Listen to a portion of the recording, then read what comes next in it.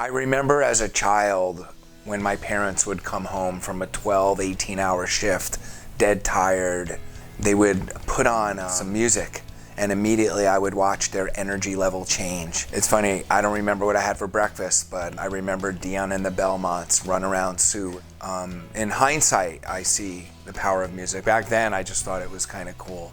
Everyone I know loves music, some more than others. So it occurred to me that music was kind of this universal truth, and that if harnessed correctly, could be used as a catalyst to engage the existing evidence-based models. There is scientific proof that music appeals to the same pleasure centers of the brain that drugs do. So it's important when people, approach you at these events, what would be cool to know is like, this has been 30, 40 years in the making of coming up with a method that has 4 times better results than the national average.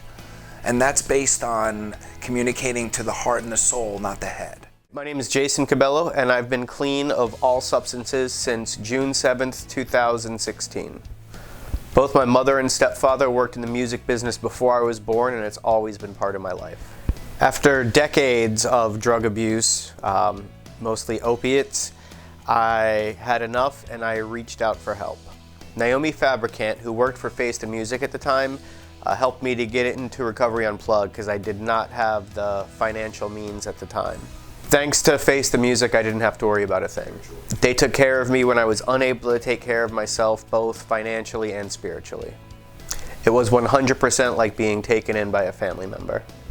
I'm 3 years clean of all substances thanks to Recovery Unplugged and Face the Music.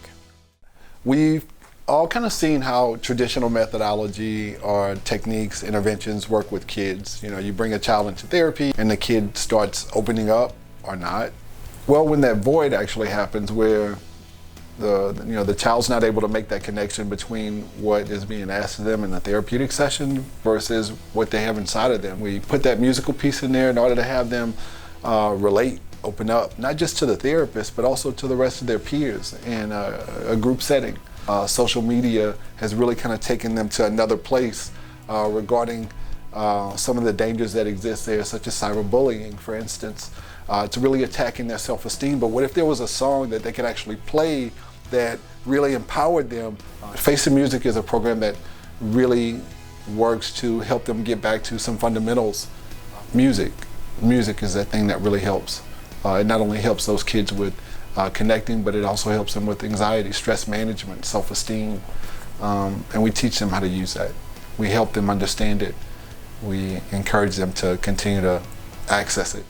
I started the Grace Notes project in Austin, Texas, on the suggestion of a sponsor who suggested that I go out and find a senior living facility to play for who couldn't maybe afford some music as a means to enhance my own recovery efforts. I'd been struggling, and I did it, and the day that it happened, the magic really did happen that day for me and for my own recovery efforts, and I realized that I had something probably sustainable on my hands. I then enlisted the help of a bunch of my friends in the music business who were also in recovery, and we decided to just start going out and playing concerts for people that maybe couldn't afford it or couldn't get out to see it.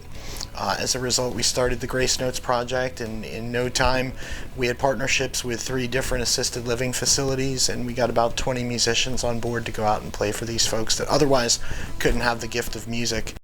What strikes me is that our programs really address the bookends of this illness of addiction, prevention and recovery.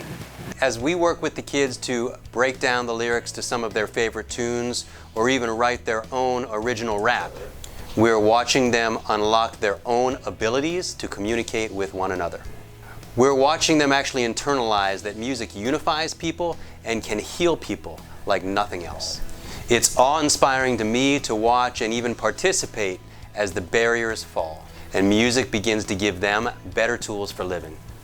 Grace Notes is pure genius, really. Through providing opportunities for musicians in recovery to use their passions and talents for music to entertain, we're now incorporating music performance and giving back to the community into their continued path to recovery. When our musicians perform for those living in a senior living facility or for children with disabilities, It's truly magical to behold. Everyone wins. Love wins, actually.